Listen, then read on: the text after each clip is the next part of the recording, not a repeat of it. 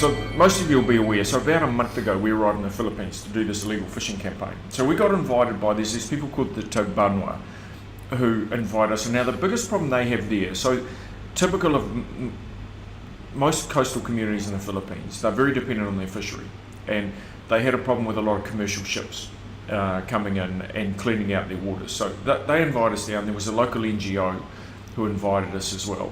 And so we got these four guys from the Navy Special Operations Group, which is sort of like the Navy SEALs. So we had four of these guys, and we went down and met up with these elders in this community. We had it really cool actually. They'd organised a bit of the Māori word would be hui, but it was like a sort of meeting, and they had all these elders sitting there, and we had a guy Richard who was he was the head of the Navy unit.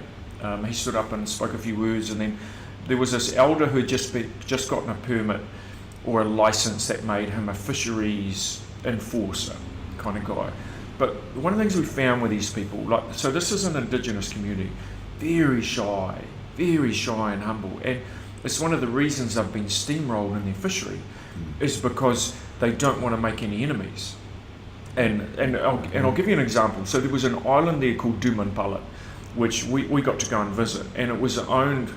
In fact, it was sort of privately owned, but theoretically it should only be owned by the Tagbanwa people.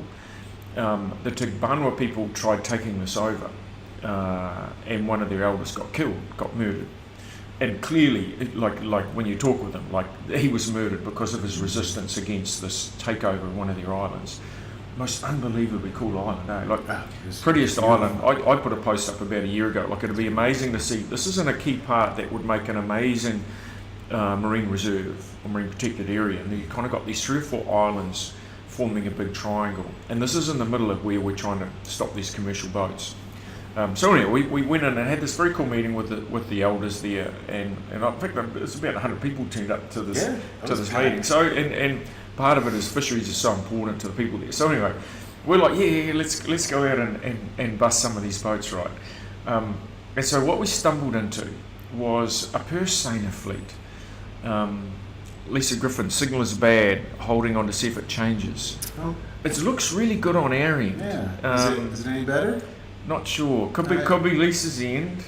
Hi Raymond, how do we look? Lisa's had a bunch of trolls chasing her lately, apparently. Oh, really? There was a post on hers this morning saying she's had a bunch of wankers commenting about her and all this stuff. Yeah, trolls get used to it. It seems to be the sign of the times today. There's trolls everywhere.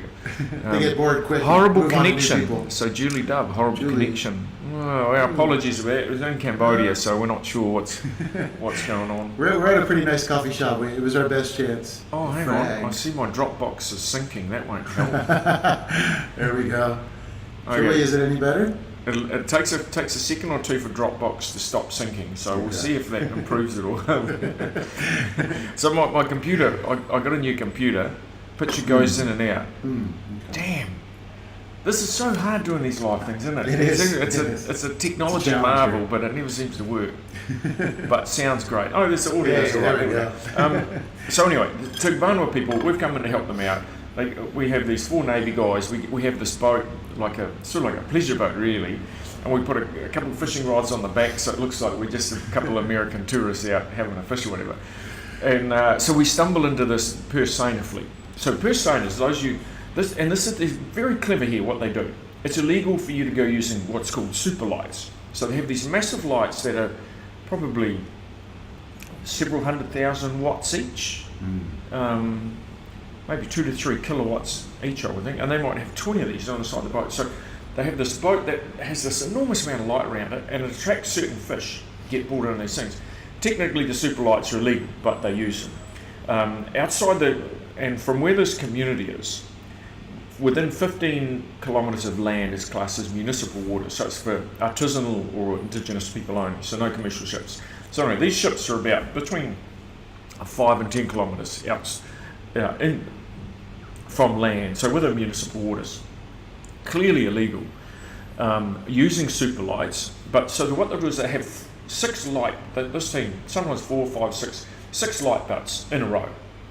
Each one turns on at dusk and accumulates fish hanging around it for the next 6, 8, 10, 12 hours, depending on when you get it. So boat there, lots of fish around it. Oh, the great picture. We've got the picture. Hey, all right. So then what happens is a sonar boat comes around. So these are big vessels, right? So the light boats would typically be 20 to 30 metre boats, so a big vessel. Then a sonar boat, which is bigger again, comes around and it circles round and round and round, and it figures where the fish are lying underneath the superlight. And then the purseiner comes in, and then it stops, and they get a small boat, wraps a net all the way around. And sometimes what they do is they will wrap it around, then they'll have another small boat will drag the purseiner one way or the other, depending on, like, if the fish are in a big oblong, it's possible that they might sort of need to drag it this way to connect them all in. So it's a very mechanised thing. I remember, and so we turn up there. There's these 6 light boats in a row, and this is at night. We can see them. We've got a very cool FLIR camera that we use these days, so we can see these boats through the FLIR, and we're about probably a mile away. We're just busy watching them. We know the purseiner is going to turn up, and this is like Christmas. If you're into catching illegal fishing boats, this is heaven. All right. So anyway, we're sitting there waiting. The Navy boys are asleep, and we're taking turns on who's on watch. So we start watching them at about maybe 9 at night, 10, 11.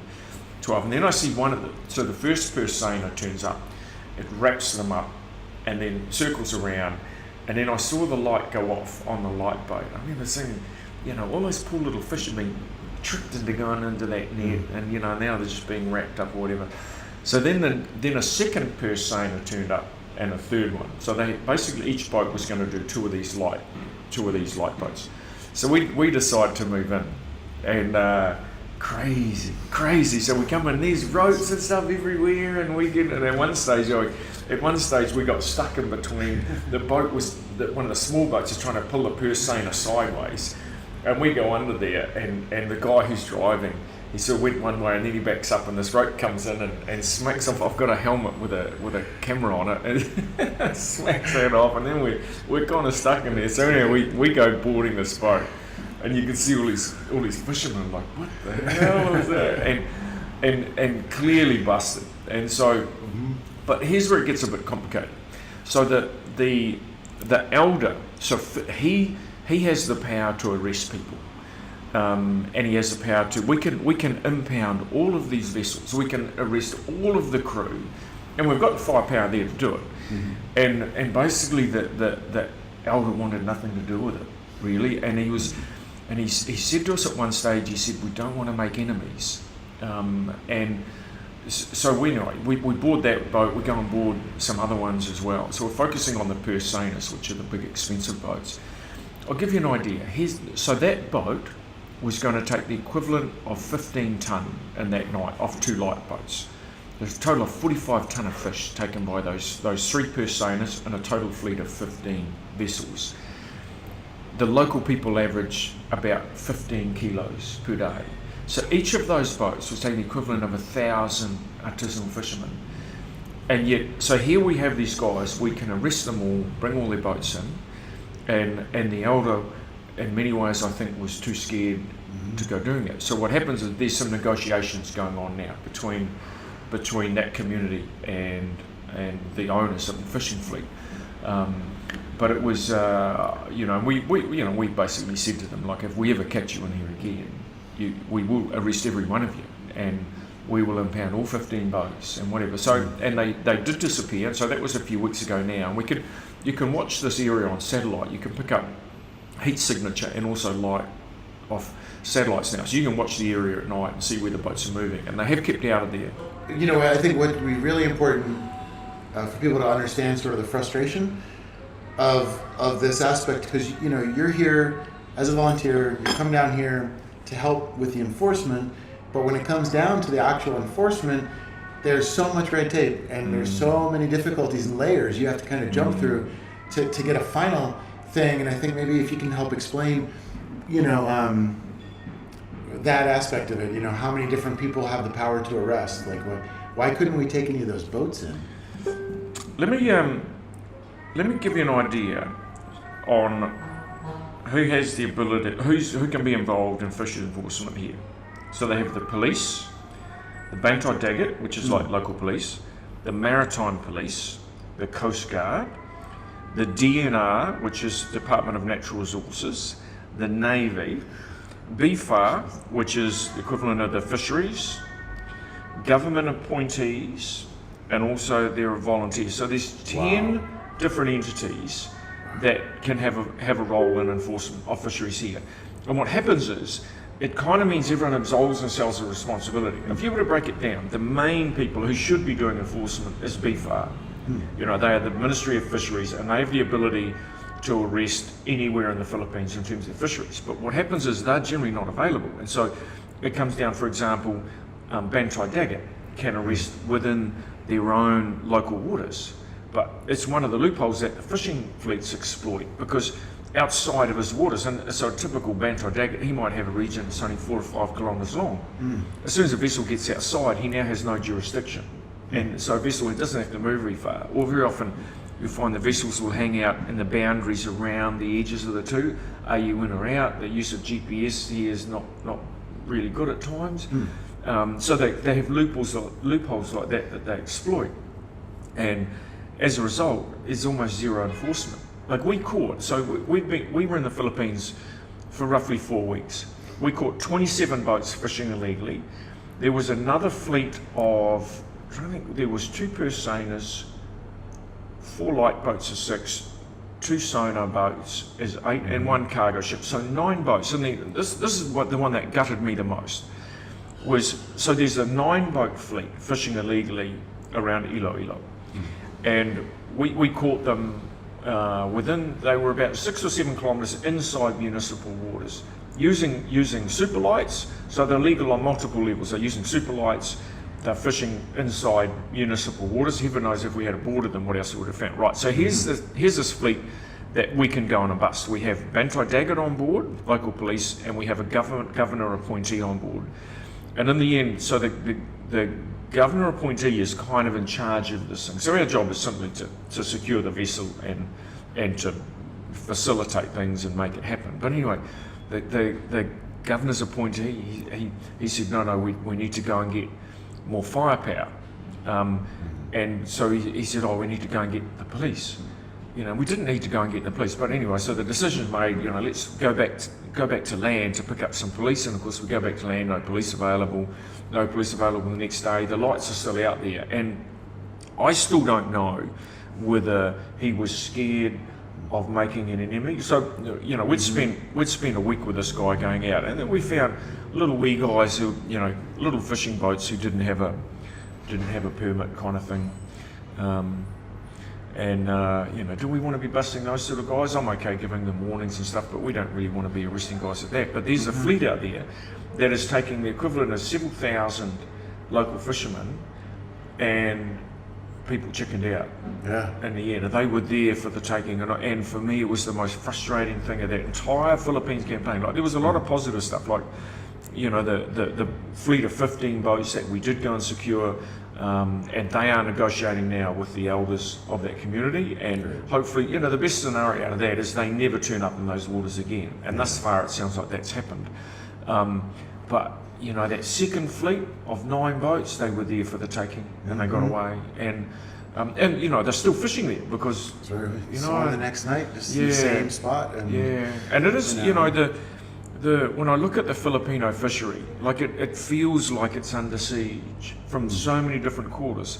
If you look in Asia, there's a lot of areas that are sorting out their fishery. So Indonesia, for example, the government there has been very proactive in terms of rooting out the foreign vessels. So down that west coast of Palawan now, Philippines, full of Chinese boats, full of Vietnamese, full of some from Malaysia as well. And you know, Duterte, to his credit, has said, I want to sort it out, but it needs resource and vessels and manpower from the government, from BFAR and whatever to do that. And I don't see any sign of it. And you know, it'd be cool to come back and help out on a campaign like that. But I fear you turn up and then it's the same thing about, do we want to go bringing these boats in? And Philippines fishery is very tough, Like no easy answers on it. And they're really, and you know, I mean, we were with the Coast Guard, no arrest. We were with the Navy, no arrest. We were with the local DNR, no arrest. And then with the Bantai Dagat, no arrest. And so we actually were with basically, you know, half, 4 out of 10 of those enforcers. And like you said, without BFAR being involved, the only people that kind of have no boundary they're allowing it to continue. And we don't know why. If it's just a corruption issue or if it's a local, a fear or just a politeness. Oh, that was something too. When that guy pulled out of it, when we had those 2 purse seiners and that fleet of 9 boats that fishing illegally, he texted his boss, who's I think is the mayor. That was when the mayor started saying, "Oh, you need to go and get police," knowing full well that midnight at night, are you going to be able to go and pick up a couple of policemen to come out with some? and so I don't know, is there corruption at the municipal level going on? Like a fleet of 9 boats, that fleet's worth several $1 million. These are big boats, big commercial ships. A fleet like that, powerful people would own it. Do they have influence at a local government level? Most probably. So I guess the point we make, things are very complicated in terms of the fisheries, and there was the fleet of 15 boats that we did catch, but in my mind we should have impounded the whole lot of them and brought them all in and have put them at anchor in that bay and have them negotiate with the Tagbanwa people before the vessel is released. But there is a reluctance here, and there is a level of violence in the Philippines. You take on those powerful people, and maybe it's easy for us to say. We're only there for a month, and then we're in Cambodia now helping with illegal fishing here. And so we can walk away from it, but often those local people are the ones who are exposed to the risks. That's a good point. And I go back to that elder, the Biswanga elder who tried to get Duman Palat handed back to the people, which and he was murdered. So sometimes I think it's easy for us to be critical of the people here, but it is very complicated. Iloilo, they kind of said the same thing. They were didn't afraid. Want to make enemies. Yeah, and he said, a while back there was somebody was killed when they were trying to take in the boats. So although we didn't see the physical violence in front of us, probably because we had the armed Navy guys with us, but there is definitely a level of violence that's everybody that tries to stop these fishing fleets. They were a good unit, eh? Oh yeah, those guys were great. We had these 4 guys from the Navy Special Operations Group, and they were so professional. One of the guys, Rigid, in fact he hangs out on our Facebook page sometimes, but he was such a good guy. He was, and they never complained about nothing. They and at times the food got pretty ordinary. Just rice and a couple of little scraps of fish was breakfast, lunch, and dinner for a period of time. And they never complained about anything, and they got stuck in, very professional, and they were really good dealing with the fishermen. Sometimes when you go on a vessel and you're going on carrying M4s, like very intimidating, and yet they were still very respectful to these fishermen and acted in a professional way, which is what you want. You're not wanting to go on and play Clint Eastwood and start threatening people or whatever. And so there was a very quiet professionalism about them that was really, really good. Was able to keep everything very calm. Yeah, we should we're going to touch now on the different types of legal fishing vessels that we did capture through the period. So the first one we came across was these guys using what's called a hookah. So a hookah they have a tube in their mouth, an old school round mask like this. These homemade flippers, that is a piece of plywood with a bit of rubber strapped over the top. Their weight belts were, a couple of guys had chains, other guys had thing with sinkers on them. Their wetsuits was 5 or 6 layers of clothes. It was incredible. Oh, it was crazy stuff. It was and so anyway, these guys are in a marine protected area, and we came across them, and pretty much in this area, it's near a town called Cavite, which is a very, very poor town. And one of the things I found over the years is that poverty is one of the drivers of illegal fishing. And Cavite, very poor town, all around there was illegal fishing. And anyway, so these guys, a boat sitting out in the middle, we could see the lights as you come up. So they're hookah diving at night. So the hookah is this tube in the mouth that has a positive airflow. And the engine has been disconnected from the drive shaft and connected up to this compressor. So they've got this compressor and this motor going compressing and going to these 4 tubes, and these guys with these tubes in their mouth. So what could possibly go wrong? And these guys are diving 120 feet. And so anyway, they're down there and they've got these spear guns. One of them looked like a little rifle, like he had they've got to get pretty close. Like the spear only has probably 1 metre length on it. So you've got to be within 1 metre of the fish. But at night, what happens, most of the fish in the corals and on the sands and that, they just sit there and look at you. I'm trying to figure which camera I look at. We've got 3 cameras here. Look at this one, they just look at you. And so they're quite easy pickings. It's on this marine reserve, but small fish, eh? When you looked at the fish they had in that thing, it was one fish that was about this big, but most of them are little wee tiny things. So there was couldn't even feed the guys that were working on the boat. Yeah, so that was the first. We came across a few boats that were doing hookah diving illegally at night, and so the hookah is illegal, and secondly in the marine protected area. Then the next type of illegal fishing we got was the dynamite. So this one, we boarded this boat, and the fishermen pretended they were asleep. So we come out and we've got a massive spotlight, so we're lighting up their boat, right? And these guys, it's just pretend. And eventually we're like, wakey, wakey, and so we go on board this boat. And this is where it was a bit confusing at first. So we go on board, so I'm assuming they've been spearfishing, right? And so we get on board the boat and we're sort of looking around, and I start going through the fish, but there's no spear marks in the fish.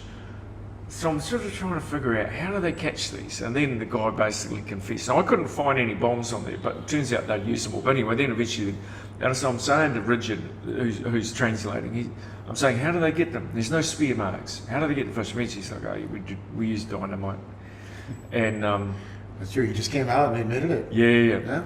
And but he said he'd used up all of the bombs that night, and they were going to stay there until the morning. And those fish were even smaller than what the hookah divers had. Tiny little fish. You can actually tell them if they've been dynamited as well, because often when you cut the fish open, the blood vessels have burst inside the fish. So if you fillet a fish and take a look, you can see. And it's something you can do in the markets. If you get in the markets, you can go and buy some fish and fillet them. And if they have these burst blood vessels through the flesh, normally it's a sign of dynamite fishing. And so the bombs they make for between 50 cents and $1 is what it costs to make one of these things.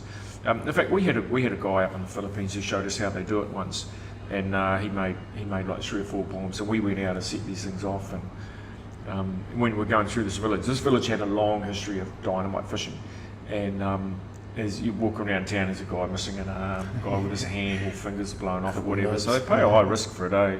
High risk. It's got to be out of desperation. I mean, it just shows how bad the fisheries are. That there's that much desperation. You've got these giant purse seiners pulling out 15 tons, and then you've got these guys making bombs, possibly blowing themselves up to catch. I mean, they couldn't even feed the 4 guys that were on that boat with what they had caught. They're destroying the reef, the possibility of future fishing, but they're not. They have a long tradition of fishing. They're not dumb people. They're just that desperate, and it's really sad to see them in that kind of a crunch. And that was one thing that really was driven home. A lot of the stories that you see about this are always condemning, but we got to sort of see the human face of the desperation that creates that kind of crazy fishing, and it's a tough spot to be in. The way you dealt with it, I thought was great, because we stopped it and we said no more, or you will get in trouble. But at the same time, taking into consideration where they are, what they're doing, and that overall desperation that drove them there. One of the things with the fishery there is, it does need the government to take ownership, I reckon, and it needs a lot more resource put into the BFAR. So BFAR are the Ministry of Fisheries, and very often they sort of need to partner with other entities to provide, for example, the weapons. Like BFAR generally not armed, and you do need to have at least a few weapons on board to go securing those bigger boats. The smaller boats, normally they're not going to put up a fuss, but the big boats, which should be included in their targets. But to put in perspective, so we caught 27 boats fishing illegally, of which we boarded, plus the other 9 of that second purse seiner fleet where the guy didn't want to board them because he was worried about us being shot or something. So 36 illegal boats inside a month. If we had had BFAR on board, the whole lot would be impounded and arrested and whatever, assuming they can process them. But that's part of the problem here is prosecutions are really hard. like there was that boat the previous year, the Dan Israel R, which was a Danish seine boat. Danish seine is a very destructive form of bottom fishing, and the court case dragged on for months and months and months. And you know, good thing was the vessel remained impounded while that happened. But the judiciary here is very favourable towards the fishermen, and that, you know, they need to turn that around and you know, start, you know, sinking some of these big boats or have them impounded for years, so that there is some penalties for the vessels out of court. Because at the moment, I think, you know, it was, you know, a lot of those fishermen, we're the first time they've ever been boarded by any form of enforcement team. So it's true. You could see it in their faces. They were like, "What? Yeah, Who are these guys?" Yeah. You know, and that's the thing. I mean, if you had BFAR with you, because of the way that you work out there is so effective. I mean, if you think about it, that could have been. I mean, that would have been a huge dent in this problem. And at least while they're out of the water, give the local fishermen time to, you know, to have their fisheries back for a bit. There's a few other of the illegal fishing that I want to touch on. One of them was the Muro Ami. Holy cow, was that freaky. So we boarded this boat. We just saw there was a reef system that came up, I think came to within about 100 feet of the surface. So maybe 30 metres deep. And around there was a large area of coral and stuff. So anyway, we tune up, and this thing looks like it's out of water world. Crazy looking boat. So anyway, we go on board it, and I'm scratching my chin, trying to figure out what the hell are they doing. So they've got like about a dozen hookah divers. They've got very big compressor in the middle of this boat, and all these guys with tubes in their mouths, and then there's all these floats in the water, and it took me a while to figure out what was happening. And so, so I said to the captain, I said, you know, what are you doing? He said, oh, we're just about to pull the net in. I was like, you know, continue, not really knowing what's happening. And so they dropped all these divers in the water, and so what the divers do is they're scaring the fish into the net. So they've got this tube that they're breathing on. They've got these fake little plywood flippers on, these funny little masks that leak like anything. These guys are going down to 120 feet, and they take the hose out of their mouth, and it blows heaps of air. And on the surface, so each diver has one man assigned to his tube. So at the start, the boat drives like diver in the water, diver in the water, diver in the water. There's that beautiful scene of one of the guys when he goes in the water. So he's sitting there having a smoke, and then he sort of throws the smoke in the water, does the Christian Cross thing, and then he jumps in the water and disappears. And this is high risk, really high risk what these guys are doing. So, you know, they've got a dozen guys in the water, and they're herding the fish towards the net. So the fish start getting all crazy and scared or whatever, and get startled and swimming in the net, and then the net gradually gets pulled up. And so I jumped in the water with I had one. It's a valuable lesson not wearing your C team underwear, right? I've got actually probably these ones. Yeah, this is him here. I'm not going to show you, but I've got my C team underwear on, and then it's like total loss of dignity. But I was very keen to see, because we was like, what's going on?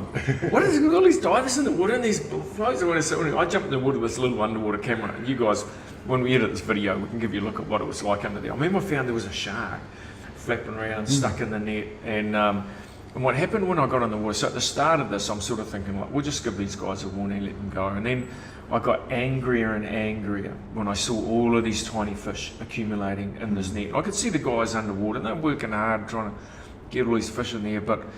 So then I remember I came up and I said to Rigid, I said, like, you know, you need to go and tell the captain he's got to let all these fish go, or we're impounding the vessel. And in the end, they agreed. But it got a bit tense there for a while. Like, there were a few of the fishermen clearly understood what I'd said, and there was quite a bit of tension on the vessel. But you know, thankfully in the end, they did go and let the fish go. But you know, tiny fish, tiny little fish, and lots of them just dead. Little aquarium fish. Lots of them, Not yeah, even food. yeah, like lots of worms, them you know? dead, and so that, you know, that's called so that type of fishing is called the Muro Ami. And they used to use guys with rocks that would smack the rocks down in the coral to make the noise to scare the fish. Now they use the hookah tube, pull it out of their mouth, and that's illegal. You're not allowed to dive on hookah. So that whole Muro Ami thing is highly illegal and quite destructive. Like there were starfish and other stuff that got caught in the net and brought up. So it's getting dragged along the bottom and getting caught on corals, and these poor guys down there lifting the net over and stuff. And when you saw that, I mean, they probably had, I think the total amount of fish they had in that net, maybe half a ton. I guess, but all small.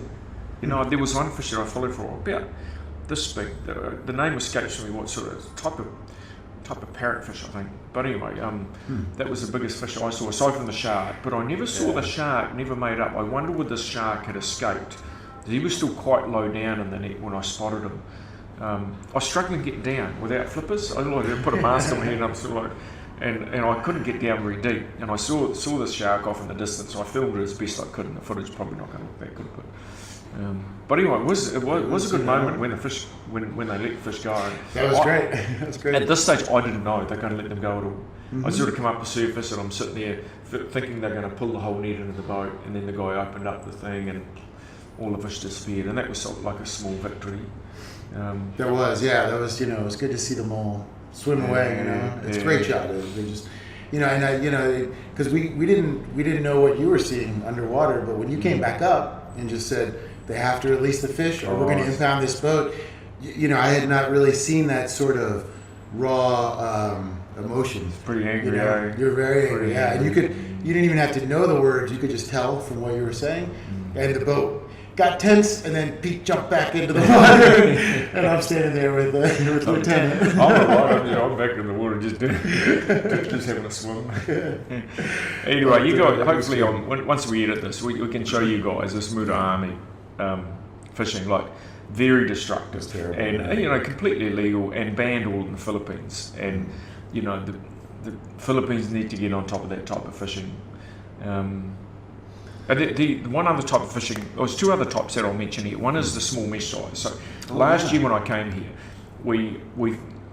the smallest mesh size in the Philippines, in fact I'm not sure how big it is, but it might be about a centimetre, which is tiny. Like a lot of countries have 4-inch mesh. So when I say 4-inch mesh, if you take the square of a net like that, if you pull it tight, that length is the mesh size. And so 4 inches typically what is the minimum size you can use in many countries. But what they can do locally here is they can go to the local governor and say, hey, we plead poverty and get an exemption. And this net size, so we saw them bringing in this net, and it had all these little wee starfish and tiny little things. It was a little stingray and a few other things that were reasonable size, but so much of this stuff was undersized. There were lots of little wee fish in that as well. And so technically, the problem is the governors at the local level issuing these permits to local communities to say, yes, you can use a smaller net size. And what happens is it's killing off their fishery. So there's a small gain. Locally, these very poor people do get to harvest this fish, but it kills the fishery. And so then next year, there's even fewer fish to go around. And what do they reduce the net size even more? Or where do you go from there? So it's a very slippery slope once governors start issuing this. Another example was, remember those 2 commercial ships we got when we were heading, I think it was when we were heading to Upper Reef, and there were these two commercial ships. So what they define as a commercial ship, anything over 3 tonne, and in this case these boats would have probably been 8-10 tonne. So clearly commercial ships fishing in municipal waters. Apparently they had exemptions. And it's there's a problem here with the sort of corruption, and governors perhaps can be bought, or hey, it's a friend of mine owns that ship, I think I might issue him a permit allowing it to come in waters. And so those big ships that come in that don't employ a lot of people but catch a lot of fish, that goes impacting the smaller guys, and those smaller guys are then the ones tempted to go and do the hookah diving, the dynamite fishing, the cyanide fishing, and other things. We never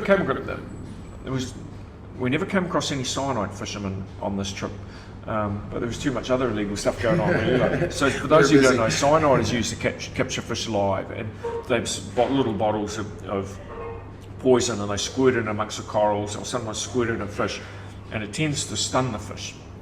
And then you can come in and grab the fish by hand if it's a bigger fish, or use a net, collect them up, and but it kills some fish, but some of them just get stunned, and then they bring them back to the surface. And then on the larger fish, they inject them with amyl nitrate. So amyl nitrate is speed. Have you ever done speed? Well, Maybe. Maybe. Yeah, Okay, so yeah, sure. amyl nitrate, so it is the antidote for cyanide. And so they have these injections of amyl nitrate that they put in the fish, and that gives them a greater chance of survival. And then a lot of those get exported to China and other places for the live restaurant trade. And then the smaller ones end up getting shipped out for the tropical fish tank trade. It's one of the things I always tell people: do not have a tropical fish tank. You need to. Yeah. I think on average, so if you have 10 fish in a tropical fish tank, generally 5 of them will die each year, or 50%. So, all the doctors' surgeries and orthodontists, whatever, they have these great big tropical fish tanks with hundreds of fish in there. 50% of them are being replaced every year. In fact, there was a guy emailed me the other day who's doing a movie about tropical fish and what a toxic industry it is, and it is a shit industry. And so my advice to people: don't have pet turtles, and certainly do not go having tropical fish because you're just contributing to cyanide poisoning through much of Asia. Cyanide fishing, Danish seine. So we never saw any Danish seine vessels this year. There was that big one last year, the Dan Israel that we caught and that got impounded, and that kind of showed the effectiveness when you have got the BFAR on board. So the BFAR was with you when you guys actually were able to bring that one in? Yeah, so we secured the vessel and BFAR did the officiating once we brought it back in and looked after the prosecution or whatever. I think the crew was released the next day. I think the captain was held for a period, and then there was a negotiated settlement, which I think they ended up paying might have been equivalent of $60,000 or something like that. There was a maximum fine of $100,000. But I think they ended up negotiating to 60,000 or so, which is a lot of money for the Philippines. So the enforcement can be effective here, but really it needs to be far on board. It has to be higher up level. Yeah. Now, when they do the cyanide and the speed, which I guess I'm safe from ever getting cyanide poisoning, does that stay in the fish's meat? Like people that eat it and they don't know it's cyanide and they don't know amyl nitrate's been placed in the fish. Does that affect it over time? Or? Yeah, look, a certain amount of cyanide does remain in there. There was some tests done 2 years ago on tropical fish coming out of the Philippines, and they found 50% of them had traces of cyanide. So the traces do remain in there. So if you're buying live fish in the restaurant trade in Beijing, for example, there's a chance, especially if it's certain species like coral trout, are often targeted this way. So, I wouldn't want to go testing with how much is in there, but certainly there's trace elements of it in there. Wow. Yeah, and probably traces of speed still floating around too. Wow, that's crazy that Trying to see if so here's a list of the illegal fishing in the Philippines. So Muro Ami, the hookah boats, dynamite fishing, the super lights with the purse seiners, commercial boats inside municipal waters, using the undersized mesh size, cyanide fishing, and Danish seine. Like they have everything here. They have all forms of legal fishing, just about. The one thing I haven't seen here actually is pulse fishing. And so we're in Cambodia now, and there's this pulse fishing where they send it's a electric fence zap down through electrodes that are down near the seabed that stun or kill the fish. And so instead of the fish being able to swim out and escape, they stun dead in the water, get scooped up by the nets, I think. So a new type of destructive fishing. Just kills everything or it stuns everything. Yeah, I think so. I don't know a lot about it. We find out. When do we get there? We get down there tomorrow, so we can't tell you where we're going, but it's an area in Cambodia that has a big problem with pulse fishing. I think it's foreign boats coming in doing it. They put a whole series of batteries on the deck of their boat, and then they have, I assume, insulated cables going down near the seabed, and then all around the net these cables that zap killing fish. Man is amazing in his ability to find destructive fishing methods. That's yeah. It's amazing that we could come to a place for 4 months and see every form of it.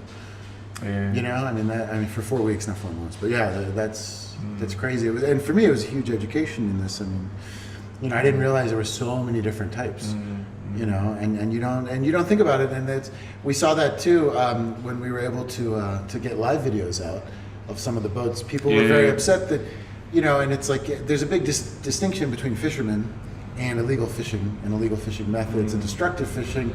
fishing in marine protected areas, and a lot of people are very either for or against fishermen, but that's not really the conversation. Yeah. It's a little bit more about here's the way to look at it is, most of the fishermen are poor people. They are not wealthy, and in much of Asia, being a fisherman is generally the bottom of the food chain in terms of income. Like they will, in the Philippines, for example, they earn between $5 and $10 a day, which you try and live on $5 a day. That is, and they get free accommodation and free food, but the food is just rice and scraps of fish, and the accommodation, pretty basic. And some of those boats are rat infested. Like it is not a nice place to work, and so they're just poor people supporting their family. And so the real problem are the owners of these boats, and in many ways you could say, it's a shame that BFAR hasn't been able to take ownership of the fishery here and sort it out. But the poor people make a living. The problems are captains, the owners of the boats, and it's a shame that the government hasn't really been able to get on top of it. And I don't, aside from greater enforcement, which needs more resource, I don't know there's any easy answer. Without the resource, it will continue to go down the gurgler. Now, since you've been here and seen it over a few years, you've been in the Philippines a couple times. What do you think? It's getting worse. Yeah. It's getting worse. So we first came here in 2015.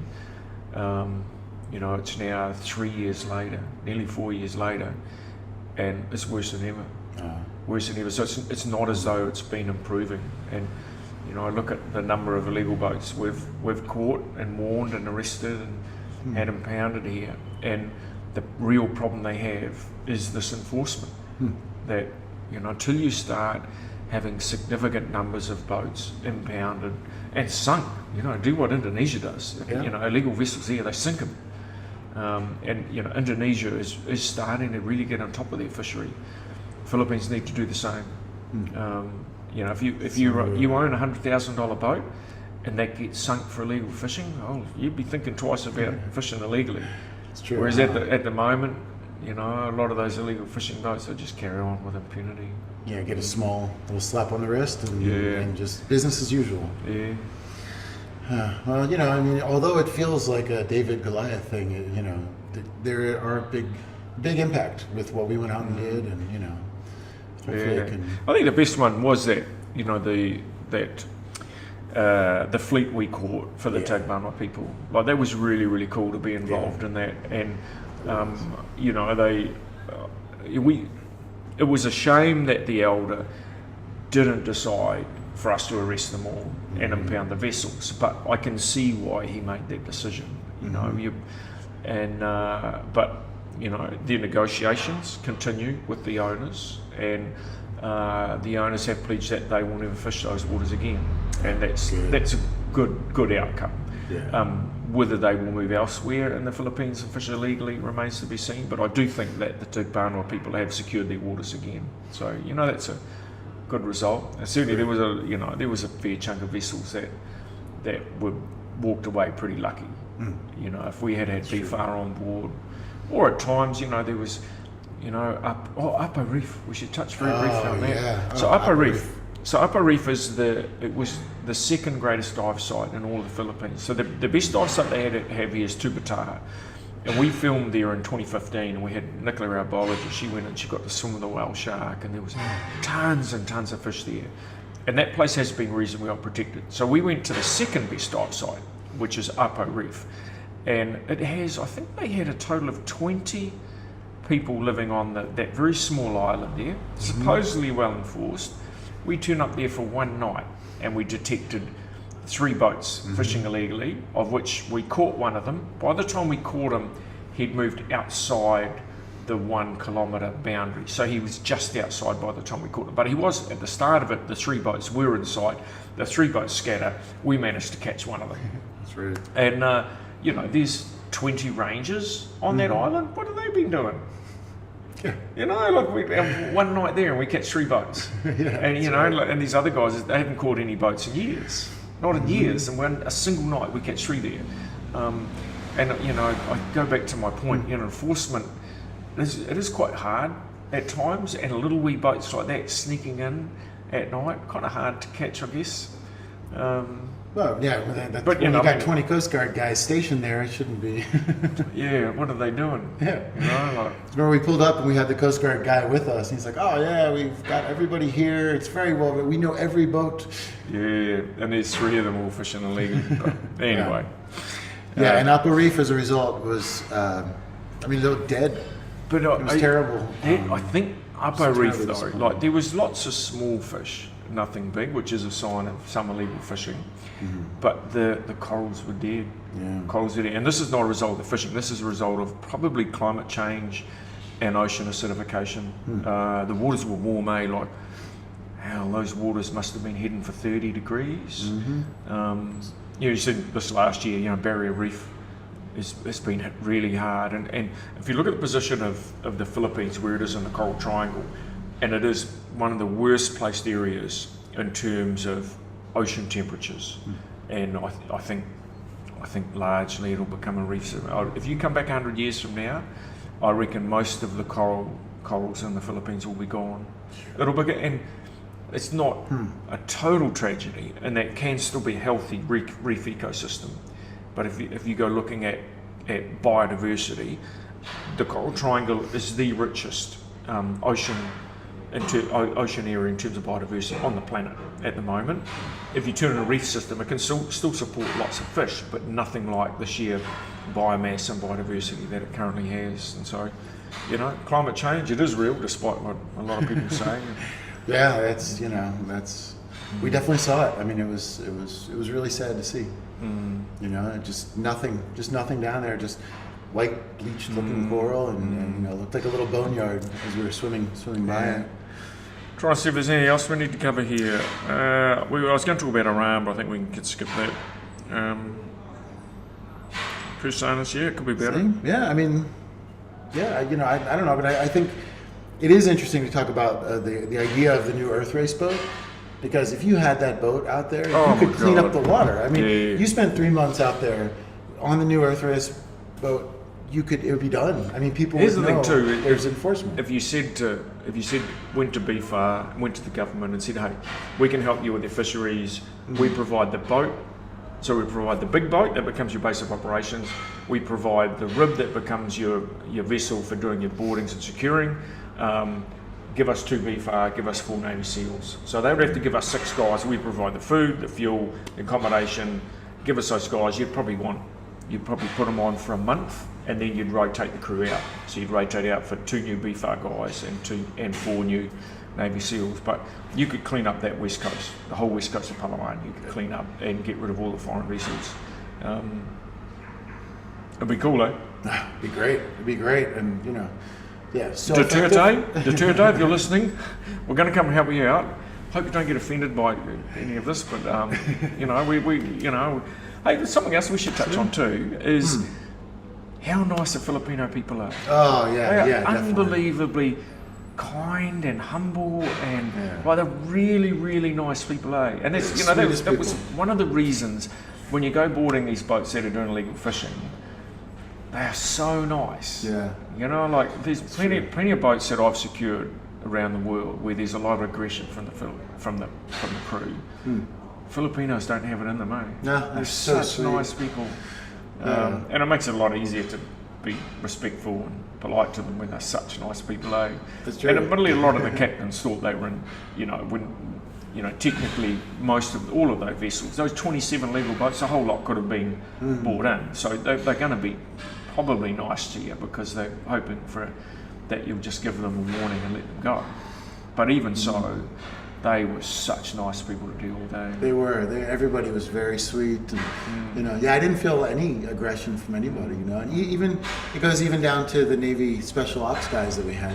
Yeah. Those guys were incredibly professional, incredibly on point, but also very mellow and very sweet as well, and very you know. We should tell them about. Remember, there was the manta ray. So we were.